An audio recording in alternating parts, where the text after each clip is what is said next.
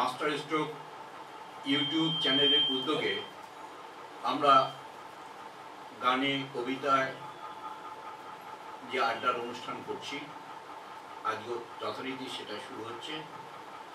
আজকে আমাদের মধ্যে উপস্থিত আছেন, আমার ডান দিকে রয়েছেন বরিষ্ঠ শ্রদ্ধেয় কবি নৃপেন চক্রবর্তী, তার পাশে আছেন এই সময়ের খুব জনপ্রিয় একজন কবি দিশা চট্টোপাধ্যায়, তার পাশে আরেকজন আছেন যিনি ইতিমধ্যেই বিভিন্ন জায়গায় খুব সুনাম অর্জন করছেন তার কবিতায়, সঞ্জয় আচার্য। গানে হারমোনিয়ামে আছেন শান্তা মিত্র, তবলায় আছেন জগন্নাথ মিত্র, আর আমি হেমল রায়। আচ্ছা, এখন আমাদের বসন্ত চলছে। এই বসন্তে আমরা পুরো মাসটা জুড়ে বসন্তের চর্চা করে যাচ্ছি। বসন্ত মানেই আমাদের কাছে ঋতুর রাজা, রঙে রঙে সমস্ত প্রকৃতি সেজে উঠছে মানুষের মন, মনের রং, প্রকৃতির রং, ভালোবাসার রং চারিদিকে ছড়িয়ে পড়ছে। তার পাশাপাশি এই বসন্তের মধ্যে আমরা একটা ভাঙার আহ্বান পাই, নতুনের একটা সূক্ষ্ম আহ্বানও যেন শুনতে পাই। এই সময় অনেকের কাছে বসন্ত দীর্ঘশ্বাস, বিরহ, তার প্রেম, ভালোবাসা, পাওয়ার না পাওয়ার বিভিন্ন ছন্দ তাদের লেখায় ফুটে ওঠে। আমাদের অনুষ্ঠান প্রথম আমরা একটা গান দিয়ে শুরু করছি।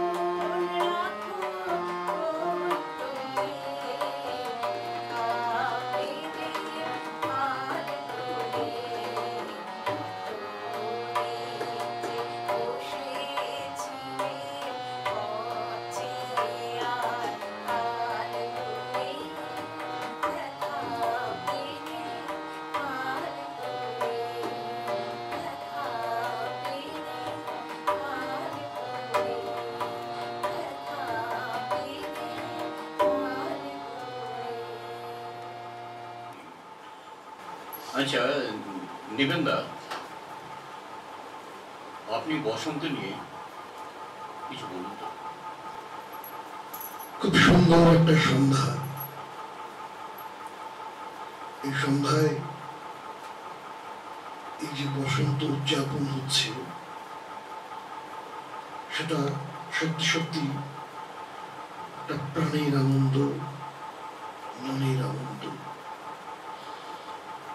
আসলে বসন্ত মানে একটা উচ্ছ্বাস। যদিও রবীন্দ্রনাথ বলেছেন, বসন্ত শুধু উচ্ছ্বাস নয়, বসন্তে বিরহ খুব পাশাপাশি থাকে। আমরা এই যে বসন্ত বন্দনা করি, বসন্ত উৎসব করি, অত কাছে নেবেন বলুন। আমরা এই যে উৎসব করি, এটা প্রাণের উৎসব, মনের উৎসব। তো কথা হচ্ছে, আমাকে অনেকেই প্রশ্ন করেছে যে বসন্ত উৎসব শান্তিনিকেতনে কোন সময়টাই শুরু হয়েছিল। আমি 1985 সাল নাগাদ, তার আগে পরে একবার শান্তিনিকেতনে শান্তিদেব ঘোষের বাড়িতে উত্তরায়ণে থাকতেন, মাটির বাড়ি, আমাকে আমন্ত্রণ করা হয়েছিল এবং সেখানে এই আমন্ত্রণ স্লিপটা পেয়েছিলাম সাগরময় ঘোষের একটি চিঠিতে। তো সেখানে যাবার পর শান্তিদেব ঘোষ স্মৃতিচারণে অনেক কথা বলেছিলেন।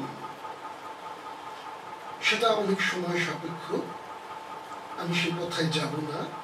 তবে তার কথা থেকে একটা কথাই জানতে পেরেছিলাম যে 1907 সালে প্রথম বসন্ত উৎসব যেটা শুরু করেছিল, সেটা রবীন্দ্রনাথের ছোট ছেলে সোমেন্দ্রনাথ ঠাকুর, বালক সোমেন্দ্রনাথ, তার কয়েকজন বন্ধুকে নিয়ে এই উৎসব শুরু করেছিল। শান্তিদেব ঘোষ বলেছিলেন যে সোমেন্দ্রনাথ শুরু করেছিল ঠিকই, কিন্তু এটা যে বসন্ত উৎসব নয়, এটা একটা ঋতুরঙ্গ হয়েছিল শ্রী পঞ্চমীকে কেন্দ্র করে। তারপরে 1923 সালে শান্তিনিকেতনে বসন্ত উৎসব হয়। কারণ আমরা জানি 1920 সালে শান্তিনিকেতন বিশ্ববিদ্যালয় হয়, তারপর 23 সালে এই উৎসব শুরু হয়েছিল। রবীন্দ্রনাথ এই উৎসবে দীর্ঘদিন অংশগ্রহণ করেছিলেন, আবার দীর্ঘদিন তিনি সরেও ছিলেন। একসময় বসন্ত উৎসব দলকে কেন্দ্র করে এত নোংরামি হচ্ছিল, কাদা ছেঁড়াছড়ি হচ্ছিল, নামেই বসন্ত উৎসব, কিন্তু আসলে কাদা ছেঁড়া ছিল। রবীন্দ্রনাথ বর্জন করেছিলেন উৎসব। পরবর্তী সময় ক্ষিতিমোহন সেন, শান্তিদেব ঘোষ, এদের যুদ্ধ প্রচেষ্টায় আবার নতুন করে বসন্ত উৎসব রবীন্দ্রনাথ শুরু করেন। আমরা কারণে তিনি বসে থাকতেন, বসন্ত উৎসব হতো, সকলে রঙিন জামা কাপড় পরে আসতেন। সে এক অদ্ভুত সুন্দর ব্যাপার, আবির নিয়ে সকলে নাচ করতেন ছাত্রীরা। এবং পরবর্তী সময় এটা পরিবর্তন হয়েছিল, কখনো নাচ ঢুকানো হয়েছিল, কখনো মণিপুরি কিছু ঢুকানো হয়েছিল। এইভাবে বসন্ত উৎসব শান্তিনিকেতনে শুরু হয়েছিল, এখনো হয়, কিন্তু এখন সেই যে সেন্টটা সেটা পাল্টে গেছে। যাই হোক, আজকে সেই স্মৃতিচারণা নয়, আজকে আমরা বরং বসন্তের কিছু কবিতা, কিছু প্রেমের কবিতা দিয়ে আমরা আমাদের উৎসবকে রঙিন করবার চেষ্টা করি।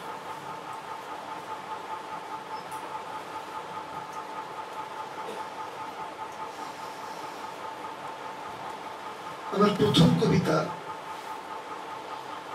শুরু হলো পলাশের বেলা। শুরু হলো পলাশের বেলা,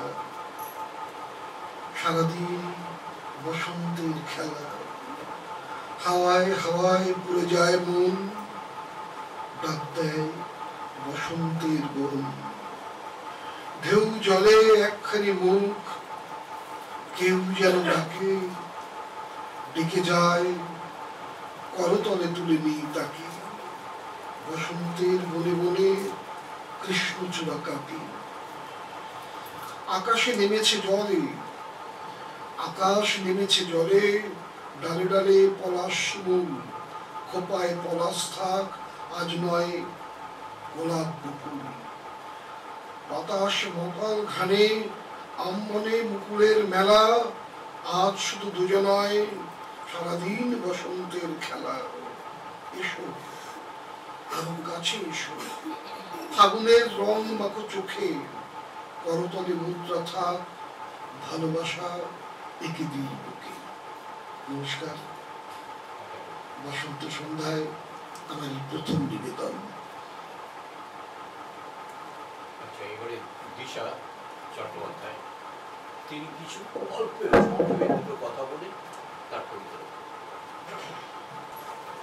যেহেতু আমার সঙ্গে বসন্ত কম, মানে আমার জীবনের সঙ্গে রংটা কম, বসন্ত আছে, হ্যাঁ রংটা কম, সেই জন্য আমি মানে আমার মতো করে একটা রঙের কবিতা পড়ছি। কবিতার নাম হচ্ছে আমি অনেক কিছু টের পাই।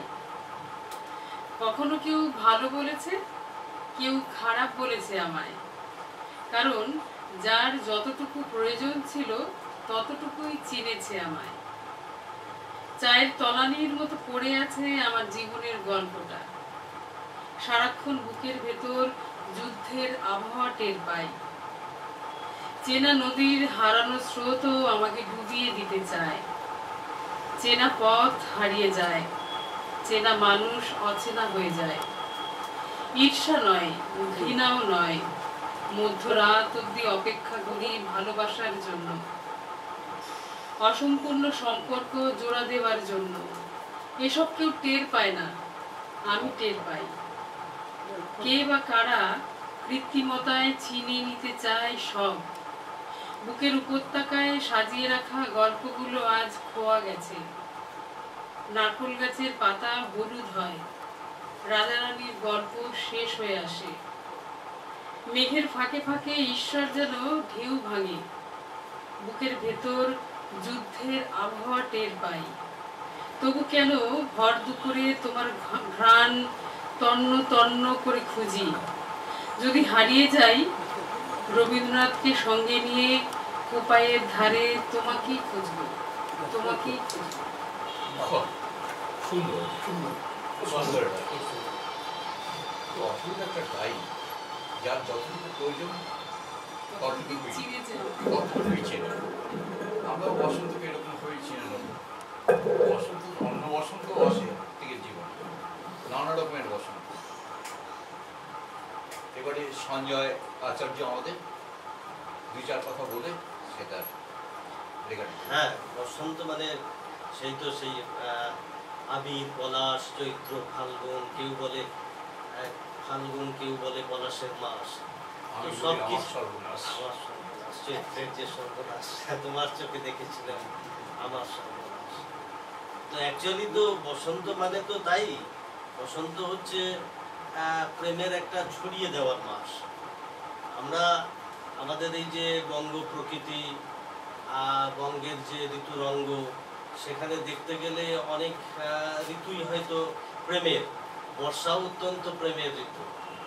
তো সেই বর্ষা যেমন আঁকড়ে ধরার ঋতু, বসন্ত তেমনি ছড়িয়ে দেওয়ার ঋতু। জড়িয়ে ধরার ঋতু হচ্ছে বর্ষা, আর ছড়িয়ে দেওয়ার ঋতু হচ্ছে বসন্ত আমার কাছে। তো সেই বসন্ত আর কি আজকের এই সন্ধ্যায় এই বসন্ত উৎসবে আমি একটা ছোট্ট কবিতা পড়ি। কবিতার নাম থির নাহি বান্ধে।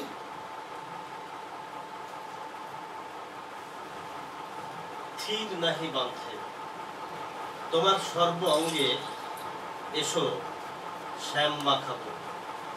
শ্যামের হৃৎকমল মুরলী ত্রিভঙ্গে আধো আধো ভাব, শরীর জুড়ে আনন্দ স্বরূপ মাখাবো। এসো ব্রজবুলি মৈথিলি গুনগুন, এসো এসো শিহরণে দোলত ফাগুন, ওখানে মাটিতে পলাশের লাল, অন্য কিছু তো নয়, আজ ফাল্গুন, ভয় নাই, নাই কোনো ভয়। বাগানে ফুটেছে শিমুলেরও ঠোঁট, সব পথ গেছে খুলে, রাগ সঙ্গীত বিদ্যাপতি চণ্ডীদাসের, মায়া বিজড়িত সুরে যমুনা জোয়ার, সব তাল জ্ঞান ভুলে।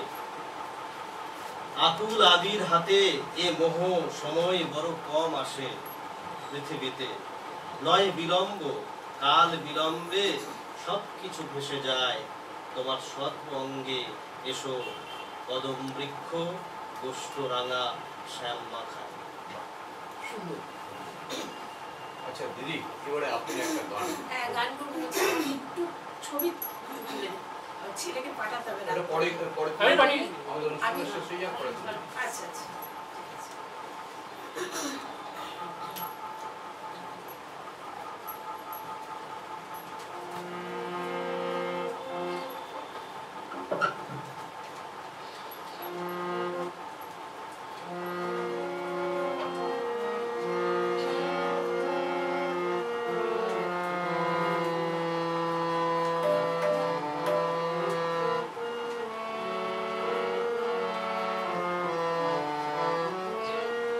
স্টার্ট করবো? জনস্মৃতি গাইছি।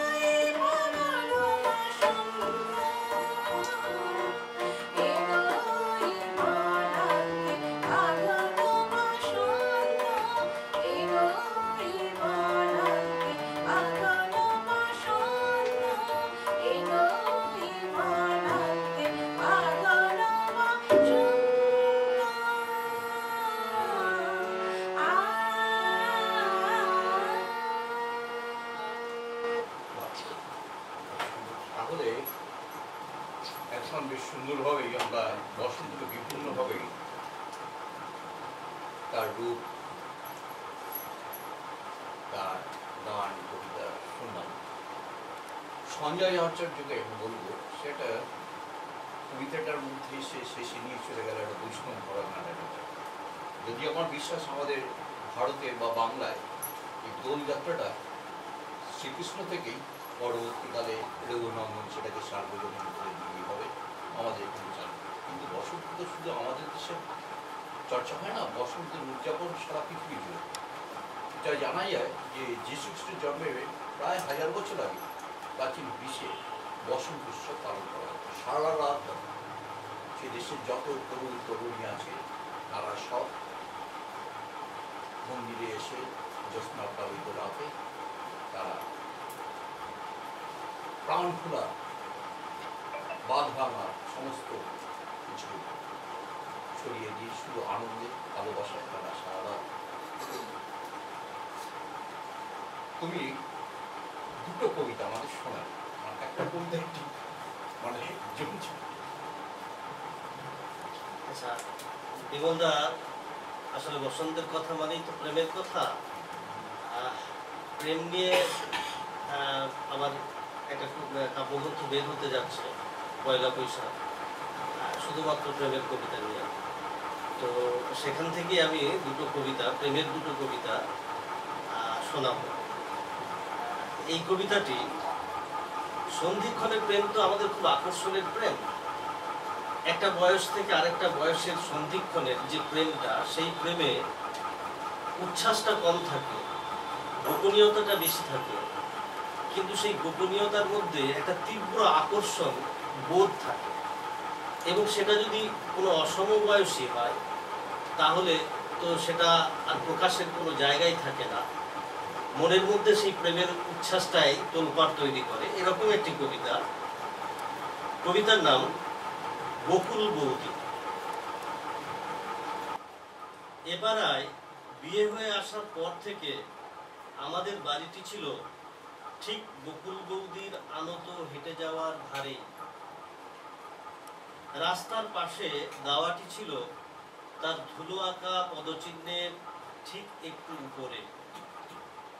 আলো মাঠে নামার আগেই প্রতিদিন বকুল বৌদি জল ছুঁতে যেত ঘাটের পৈঠায়। আমার দু চোখ তখন সবেমাত্র সন্ধিস্থল পেরিয়ে এপারে আসতে চাইছে, অথচ বেড়ার ধারে অনধিকার প্রবেশকারী বেড়ালটির মতো দেখে নিতে চাইছে পাশাপাশি ছায়ার দোলাচল। তারপর ফিরে আসার আকাঙ্ক্ষায় নিম গাছের ডালে একটি বসন্ত বৈরী পাখি ডেকে ওঠে, অথবা শিরিষ গাছে লাল কাকাতুয়া।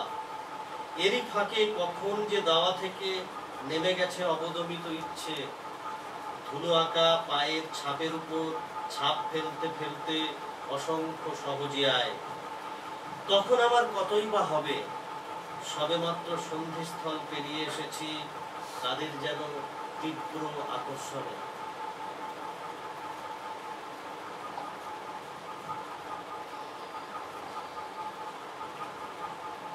আরেকটি কবিতা, এই কবিতার আমরা যেটা বলছিলাম আর কি, ইতিহাসের পাতায় পাতায় তো শুধু যুদ্ধ বিগ্রহ নয়, প্রেমও থেকে গেছে, ক্ষণিকেরও প্রেম থেকে গেছে, ক্ষণিকের মুহূর্তটাও উজ্জ্বল হয়ে রয়েছে। তো এই কবিতাটি সেরকমই। দারাকে হত্যা করার পর সুজাকে বাংলার সুবেদার হিসাবে পাঠানো হচ্ছে এবং তিনিও আশঙ্কিত যে তাকেও হয়তো অনুচর লাগিয়ে খুন করে দেওয়া হবে। এবং তিনি যখন সুজা তার স্ত্রী পিয়ারা বানুর সঙ্গে দেখা করতে গেছেন সেই মুহূর্তে, আজ আর কোনো কথা হবে না। কবিতার নাম আজ আর কোনো কথা হবে না। তোমার মুখটি তোলো, দুলোক নেমে আসুক ধুলোকে, আজ আর কোনো কথা হবে না। সজ্জিত সেনাপতি ঋষাধ্বনি বাইরে, দূরে শ্যামল প্রান্তর, চলে যাব হয়তো বা একেবারে। আজ গধূলির চোখ ফুটতেই মোলায়েম চাঁদ পূর্ণ যৌবনা পৃথিবীকে দুলিয়ে দিচ্ছে ঝিকিমিকি মেঘের প্রান্তরে। দিকভ্রান্ত আকাশ উজাগর ডানায় খুঁজে নিচ্ছে মায়াবী সন্ধ্যের ইশারা। প্রণয় স্পন্দিত পিয়ারা বানু, স্ফুটিত ওষ্ঠে তার নিষিক্ত লালিমা। শাহজাদি তার পরিধেয় থেকে একটা একটা খুলে দিচ্ছে মুক্ত নদী, যার স্রোতের তোরে ভেসে যাচ্ছে সেন দৃষ্টি, বিষাদ মেঘের ডোরা কাটা লালা। আর্ত রাত্রির চিবুক নত যেন ঢেউ ভাঙছে। এমনই এক বিচরণ বেলায় বিদ্যুৎ খনিকে দাঁড়িয়ে গেল পথচারী। নক্ষত্রের উঠোনে অনাদি অপেক্ষায় মাথার উপর থেকে ঝটপট উড়ে গেল উত্তাল মেঘ। লেন বাইলেন বড় রাস্তা ছুটতে লাগলো। নদীও যেতে যেতে বলে গেল, ফুলগুলো ডুবছে ভাসছে তরঙ্গের তালে তালে, আজ আর কোনো কথা হবে না।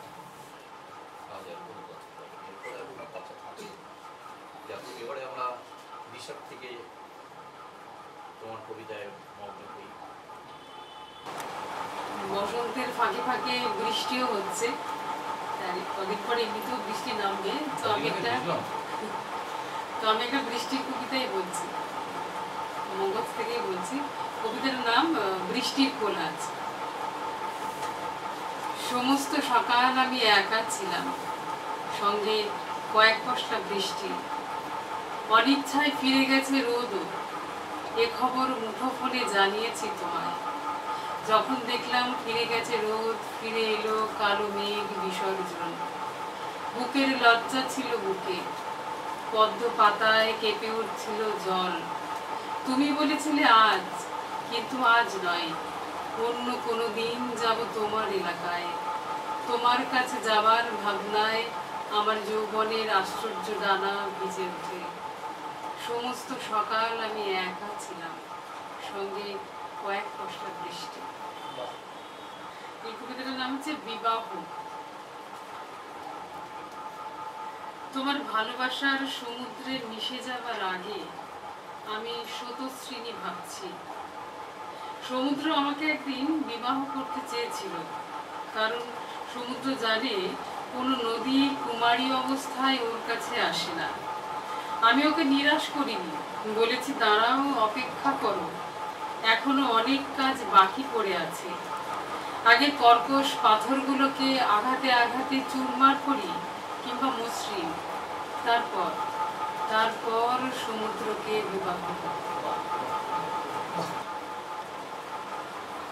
বসন্ত সন্ধ্যা বেশ একটা জমাট আকার নিয়েছে কবিতায়, গানে। সত্যি মনে হচ্ছে আমরা বসন্ত সন্ধ্যায় মাখামাখি করে বসে আছি।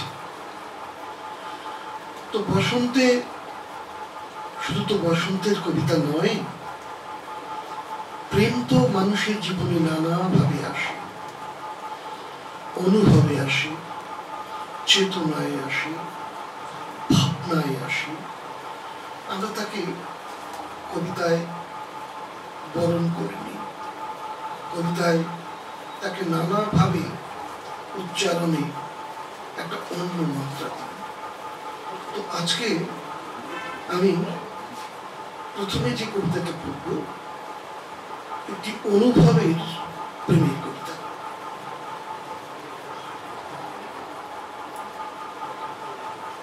নারীকে কখনো নদী মনে হয়, আর নদীকে নারী মনে হয়। কবিতার নাম নদী হয়ে শুয়ে আছে সে। নদী হয়ে শুয়ে আছে সে, চোখের ভেতরে এক শান্ত স্নিগ্ধ মায়া, অতল গভীর। জোয়ারে বেড়েছে জল, নিষ্পলক মুগ্ধতায় একা একা দেখি এ নদীতে কত দূর নেমে যাওয়া যায়। সিঁড়ি ভেঙে, ঢেউ ভেঙে, জল কেটে কেটে কত দূর নেমে যাওয়া যায়। নদীর শরীরে ঢল, যেন শুয়ে আছে নারী, শঙ্খ বৃন্তে দুটি প্রজাপতি মধুপানে দুরন্ত মাতাল। এমন সময় কি একা একা বসে থাকা যায়? ভরা নদী ইশারায় ডাকি, আমিও মাতাল হই, জল কেটে নেমে যাই জলের গভীরে। ওপরে যতটা শান্ত, গভীরে সে খরস্রোতা তত। চোরা স্রোত টানি, ক্রমশই টেনে নিয়ে যায়, সিঁড়ি ভেঙে নেমে যাই অন্ধকারে অন্য এক নদীর ভেতর। অন্য জায়গায় নিয়ে চলে গেলেন। এটিও প্রেমের। কবিতার নাম ইমন কল্যাণ। নির্জনে সাজাই তোমায় প্রতিদিন, প্রতিদিন মনে ও প্রাণে একান্তই নিজস্ব নির্মাণে। এ খেলা তো সেই খেলা নয় ভেঙে যাবে গোধূলি বেলায়। এ খেলা তো সেই খেলা নয় রোদ্দুরের স্পর্শ লেগে মুছে যাবে ঘাসের শিশির। এই যে প্রেম, সোহাগী চুম্বনে, মানে অভিমানে নদীর স্রোতের মতো বয়ে যাবে দুই কুল, বয়ে যাবে সঙ্গীতের তানে। আকাশ কইবে কথা, বাতাস গাইবে গান, সেতারের প্রকম্পিত আলাপে বয়ে যাবে ইমন কল্যাণ।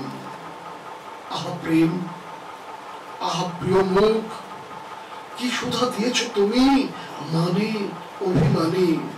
নির্জনতা সাক্ষী রেখে প্রতিক্ষণে বকুলের গন্ধ ভরা বনে। প্রতিদিন সাজাই তোমায়, প্রতিদিন মনে ও প্রাণে একান্তই নিজস্ব নির্মাণে।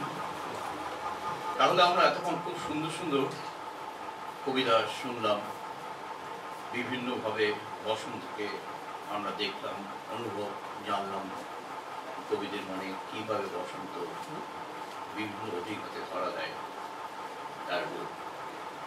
এবারে আমরা অনুষ্ঠানের শেষ পর্যায়ে চলে এসেছি।